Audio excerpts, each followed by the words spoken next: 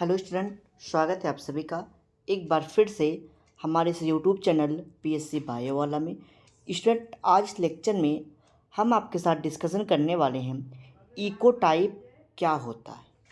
ठीक है, eco type क्या होता है, आज इस लेक्चर में हम आपके साथ इसी के बारे में डिस्कशन करेंगे। देखिए स्टूडेंट, हम आपको दो वर्ड को पहले बताएंगे। एक पहले इको टाइप तो बताएंगे ही आपको, एक वर्ड आता है आपका ई कार्ड। क्या आता है? ई कार्ड। ठीक है, ई कार्ड और इको टाइप ये दोनों वर्ड एक साथ पढ़े जाते हैं। ठीक है, यानी कि जो पहले का सिलेबस हुआ करता था उसमें दो वर्ड होते थे, ई कार्ड एंड इको टाइप। लेकिन आपके सिलेबस में बस इको टाइप पढ़ना है। ठीक, तो पहले समझते हैं कि इकार्ड क्या होता था जो पहले आपके सिलेबस में हुआ करता था। देखिए, जब किसी प्लांट को, इकॉर्ड में क्या होता है, इकॉर्ड ये बताता है जब किसी प्लांट को, ठीक, एक हैबिटेट से, एक हैबिटेट पर समझ रहे, जैसे कोई प्लांट कहीं ग्रो किया हुआ है। ठीक, कोई प्लांट है वो कहीं ग्रो किया हुआ, उसका एक हैबिटेट है। जब उस प्लांट को एक हैबिटेट से दूसरे हैबिटेट में ले जाया जाता है, ठीक, यानी कि एक स्थान से दूसरे स्थान पर ले जाया जाता है। ठीक है, तो उसमें क्या होता है, इन्वायरमेंटल के कारण। ठीक है, मतलब एक इन्वायरमेंट से दूसरे इन्वायरमेंट में ले जाते हैं। मैंने बताया जब किसी प्लांट को, ठीक है, एक हैबिटेट से कहीं रह रहा हो, उस प्लांट को दूसरे हैबिटेट में ले जा रहे हों, ठीक, ले जाते हैं, तो यानी कि एक इन्वायरमेंट से दूसरे इन्वायरमेंट में जब हम उसको ले जाते हैं, ठीक है, तो इस इन्वायरमेंट के प्रभाव के कारण, जैसे इस इन्वायरमेंट से इस इन्वायरमेंट में गया, तो इस इन्वायरमेंट के प्रभाव के कारण जो प्लांट आपने ले गए हैं या फिर जो प्लांट आप लगा रहे हैं वहाँ पे, उसमें जो फिनोटिपिक चेंजेज आते हैं, फिनोटिपिक चेंजेज या सोमैटिक चेंजेज आते हैं, तो वो जो सोमैटिक चेंजेज या फिनोटिपिक चेंजेज आता है वो परमानेंटली नहीं होता है, वो परमानेंटली नहीं होता है। ठीक है, तो यानी कि आपने एक इन्वायरमेंट से दूसरे इन्वायरमेंट में ले आया, तो उसमें जो फिनोटिपिक चेंजेज होता है, ठीक है, उसी को हम लोग कह देते हैं ई कार्ड। लेकिन जो ये चेंजेज होता है वो परमानेंटली नहीं होता है, वो टेम्पोररी होता है। क्या होता है? टेम्पोररी होता है। यानी कि अगर उस प्लांट को आप फिर से उसी इन्वायरमेंट में लेके आ रहे हैं, पुराने हैबिटेट में लेके आ रहे हैं और वहाँ पे करा देंगे, फिर जो उसमें फिनोटिपिक चेंजेज हुआ था वो फिर से अपने ओरिजिनल पोजीशन में आ जाएगा। ठीक, यानी कि अगर कोई फिनोटिपिक चेंजेस हुआ था एक स्थान से दूसरे स्थान पर ले जाने पे, तो उसको जब पुराने इन्वायरमेंट में, पुराने हैबिटेट में लेके आएंगे, फिर से अपने वो पुराने रूप में आ जाएगा। ठीक, इसको हम लोग कहते हैं ई कार्ड। ठीक, इसी को कहा जाता है ई कार्ड। लेकिन अब बात आती है कि इको टाइप क्या होता है। इको टाइप क्या होता है? देखिए, इको टाइप भी लगभग सिमिलर उसी तरीके से है। इसमें क्या होता है, इसमें भी जब प्लांट को आप एक हैबिटेट से दूसरे हैबिटेट में ले जाते हैं, ठीक, एक इन्वायरमेंट से दूसरे इन्वायरमेंट में ले जाते हैं, तो क्लाइमेटिक, यानी कि क्लाइमेट के कारण, क्लाइमेटिक चेंजेस के कारण जो प्लांट में परिवर्तन होता है, जेनेटिकली चेंजेस जो होता है, यानी कि परमानेंट होता है। ठीक है, यानी कि हम कह सकते हैं जैसे कोई प्लांट है, उसको आप एक इन्वायरमेंट से दूसरे इन्वायरमेंट पे ले गए, तो जहाँ पे क्लाइमेट होगा, इन्वायरमेंट होगा, तो क्लाइमेट के कारण, इन्वायरमेंट के कारण उसमें क्या होगा, जेनेटिक चेंज हो जाएगा, जेनेटिक चेंज हो जाएगा।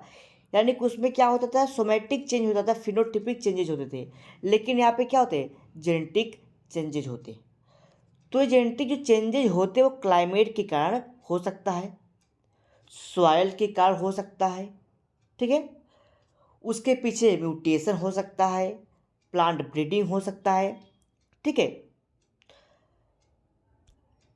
तो मतलब यहाँ पे ये हुआ कि एक इन्वायरमेंट से आप दूसरे इन्वायरमेंट में ले गए, उसमें सोमैटिक चेंज हुआ, सोमैटिक चेंज जो था उसके कारण उसमें जेनेटिक चेंजेज हो गया, सोमैटिक चेंजेस के कारण उसमें क्या हो गया, सोमैटिक चेंज के कारण उसमें जेनेटिक चेंज हो गया, और वह जो चेंज हुआ वो परमानेंट हो जाएगा। उसी को बोलते हैं हम लोग इकोटाइप। उसको क्या बोलते हैं, इकोटाइप।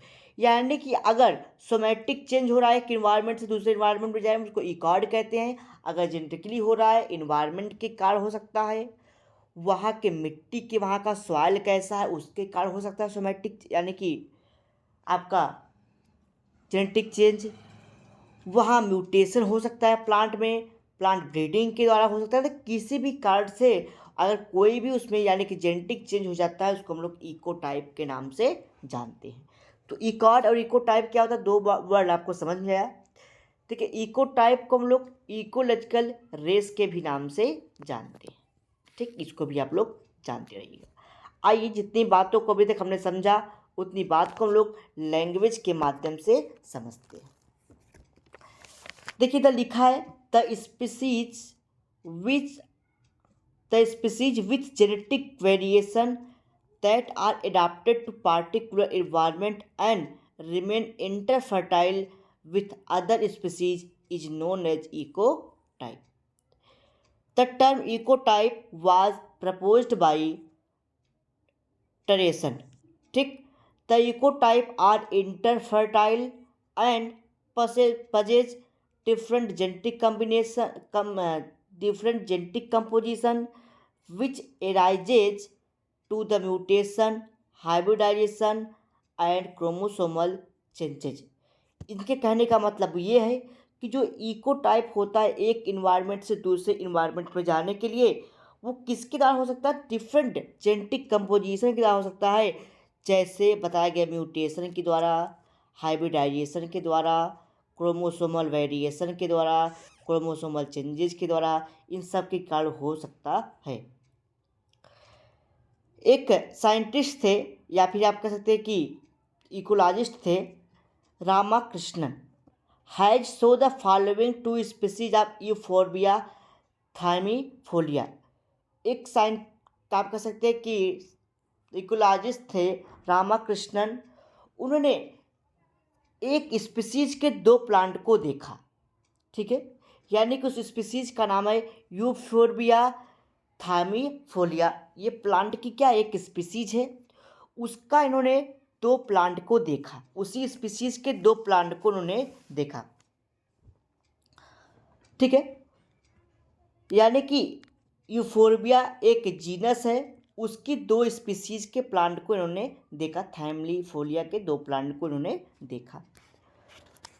उन्होंने क्या देखा, उन्होंने देखा कि जो यूफोर्बिया, ठीक है, क्या होता है यूफोर्बिया थाइमीफोलिया, एक रेड इकोटाइप का प्लांट उन्होंने देखा, रेड इकोटाइप प्लांट देखा। ठीक है, तो ये यूफोर्बिया होता है, यानी कि जो यूफोर्बिया थाइमीफोलिया का जो प्लांट होता है, इसको हम लोग दुधी प्लांट भी बोल देते हैं। ठीक है, जिसको हम लोग दुधिया ग्रास कह देते हैं, उसी के तरीके से ये होता है। ठीक है, तो इसमें ये देखा गया कि कुछ जो प्लांट थे इसके वो रेड कलर के थे और कुछ क्या थे, ग्रीन कलर के प्लांट थे। यूफोर्बिया थाइमीफोलिया जो इसकी स्पीसीज है, इसको देखा गया कि जो इस फोर्बिया है इसके कुछ प्लांट कैसे थे, रेड थे, और कुछ प्लांट कैसे थे, ग्रीन थे। ठीक है, तो कुछ ग्रीन थे कुछ रेड थे। तो पहला क्या मैंने बताया, कुछ रेड थी, रेड यानी कि रेड इकोटाइप ऑफ यूफोर्बिया थाइमीफोलिया।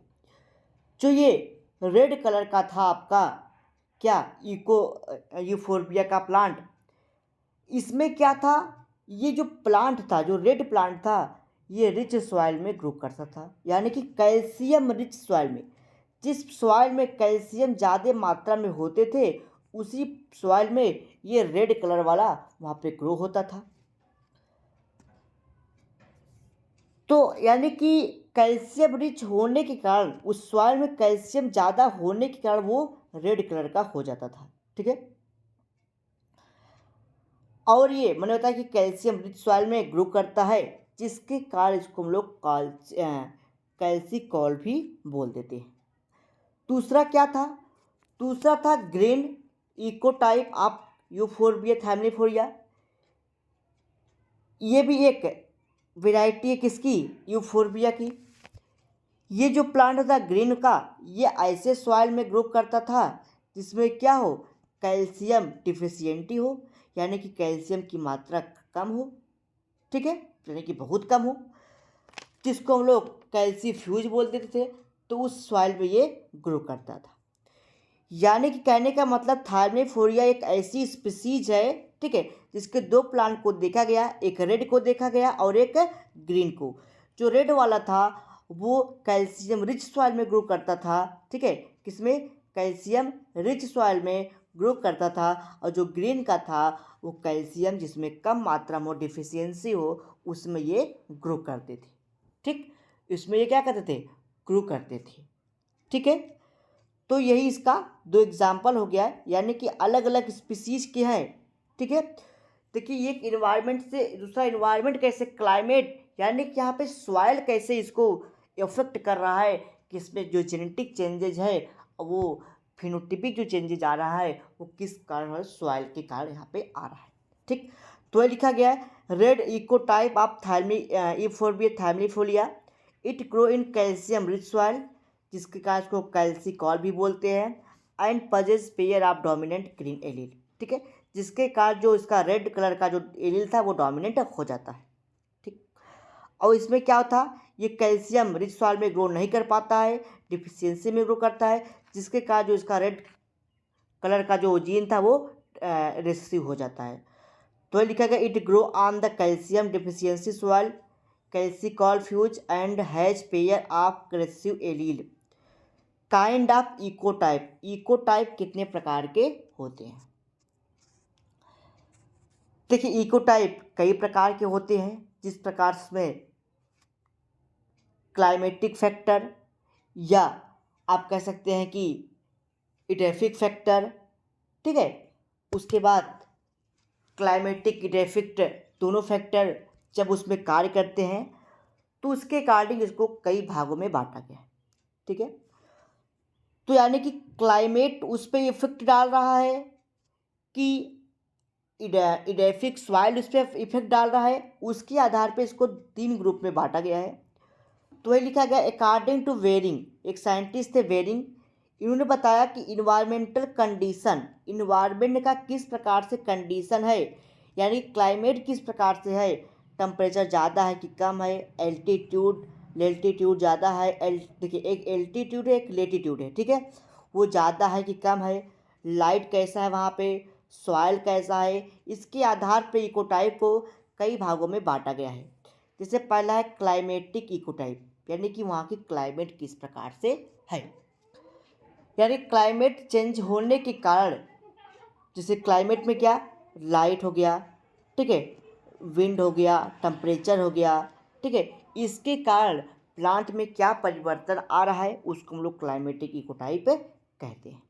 ठीक है, जैसे यहाँ पे बताया गया है the ecotype which are produced due to varying climate factors such as light, temperature, wind are called climatic ecotype. ठीक है, Turesson has reported the climatic ecotype in Leontodon न आटो आटम नैलिस। ठीक है, ये प्लांट है, इसमें इन्होंने क्लाइमेटिक इकोटाइप को देखा था। दूसरा इडेफिक इकोटाइप, इडेफिक इकोटाइप क्या होता है, यानी कि इडेफिक का मतलब होता है सॉइल, इडेफोलॉजी आपने पढ़ा होगा, study of soil is known as edaphology, यानी कि सॉइल के कारण किस प्रकार से प्लांट में परिवर्तन आ रहा है। यानी कि अगर सॉइल न्यूट्रिएंट ज़्यादा होगा सॉइल में तो भाई प्लांट पे इफेक्ट पड़ेगा, प्लांट अच्छे से ग्रो करेगा। सॉइल में सॉइल की पीएच ज़्यादा है, सॉइल में मोस्ट यानी कि नम्रता ज़्यादा है, मॉइस्चर ज़्यादा है, तो इस कारण से प्लांट पे जो इफेक्ट पड़ता है उसको हम लोग कहते हैं इडेफिक इकोटाइप। तो ecotype which are produced due to influence of edaphic factor such as soil nutrient, soil pH, soil moisture etcetera are called as edaphic ecotype. Ramakrishnan has reported the edaphic ecotype in Euphorbia family Folia. चलिए अब बात आता है कि अगर climate और edaphic soil और जो क्लाइमेटिक फैक्टर है दोनों अगर आपस में मिल जाए तो किस प्रकार से इसमें परिवर्तन आ सकता है. ठीक है, यानी कि आप कह सकते हैं जिससे मान लीजिए कि जब दोनों चीज़ें मिल जाएं, ठीक है, तो क्या परिवर्तन होगा. ठीक, तो लिखा था ecotype which are produced due to fluence of both climatic and edaphic factor are called climatic edaphic ecotype. Pandey Jayant has reported the climatic edaphic ecotype in synchronous सिलियंटेस एक मिनट, हाँ, सिलियरिस. ठीक है, सिलियरिस. चलिए नेक्स्ट आता है एल्टीट्यूड और latitude. Altitude and latitude ये क्या, जैसे सी है तालाब, सी है समुद्र है, समुद्र के लेवल से, ठीक है, ऊंचाई की बात होती है. यानी कि देखिए पहले एल्टीट्यूड लेटीट्यूड क्या होता है. जैसे समुद्र है, ये पूरा समुद्र है, इसके ऊपर क्या प्रभाव पड़ता है, उसके कारण क्या दिक्कत आती है प्लांट में. ठीक है, यानी कि समुद्र के लेवल से ऊपर की बात होती है एल्टीट्यूड एंड लेटीट्यूड. तो लिखा है the ecotype which are produced due to high change in altitude and latitude are called as altitudinal and latitudinal ecotype. Example इसका है Cassia tora and Pinus tree. ठीक है, इन सब में ये देखने को मिलता है. बात आता है सिग्निफिकेंस ऑफ इकोटाइप. देखिए जो इसका सिग्निफिकेंस क्या महत्व है. ठीक है, तो इसका ज़्यादातर रोल होता है कल्टीवेशन में, जिसके कारण ज़्यादा प्लांट की वैरायटी उत्पन्न हो सके. ठीक है, इकोटाइप क्या करता है, ये किसी नए एरिया में अगर किसी प्लांट को उगाना है उसमें ये हेल्प करता है. इसमें जो मार्फोलॉजिकल वेरिएशन आते हैं वो डिफरेंट हैबिटेट के कारण होता है, यानी कि इसमें एक नई स्पीसीज का भी फॉर्मेशन हो सकता है. तो ये सब इसका क्या है, इम्पॉर्टेंट है. तो लिखा गया है the cultivation of economically important plant, यानी कि आप ऐसे प्लांट को ग्रो करा सकते हैं इसके द्वारा जो क्या हो आपके लिए काफ़ी हेल्प, मतलब इकोनॉमिकली ज़्यादा यूजफुल हो, इम्पॉर्टेंट हो. तो उस टाइप के प्लांट आप इसको डिफरेंट हैबिटेट में आप ग्रो करा सकते हो. Ecotype help in the species of extend it's ecological range spread into new area. अगर कोई प्लांट इकोलॉजिकली यानी कि एक्सटेंड हो रहा है तो आप इसको नए एरिया में ले जा करके आप इसको अच्छे से फिर ग्रो करा सकते हैं. इसमें मार्फोलॉजिकल जो वेरिएशन आता है वो हैबिटेट के कारण होता है, इसलिए इसमें यूलूशन के कारण नए स्पीसीज का फॉर्मेशन हो सकता है. चलिए नेक्स्ट लेक्चर में आपको बताएंगे रोल ऑफ NBPGR. एक मोस्ट इंपॉर्टेंट क्वेश्चन है जो आपको 2 नंबर में हो सकता है देखने को मिल सकता है. ठीक, तो चलिए नेक्स्ट लेक्चर में इसी के साथ आपके साथ डिस्कशन करेंगे. अगर आपके कोई डाउट, कोई क्वेरीज, कोई क्वेश्चन हो आप कमेंट बॉक्स में अपने डाउट क्वेश्चन को पूछ सकते हैं.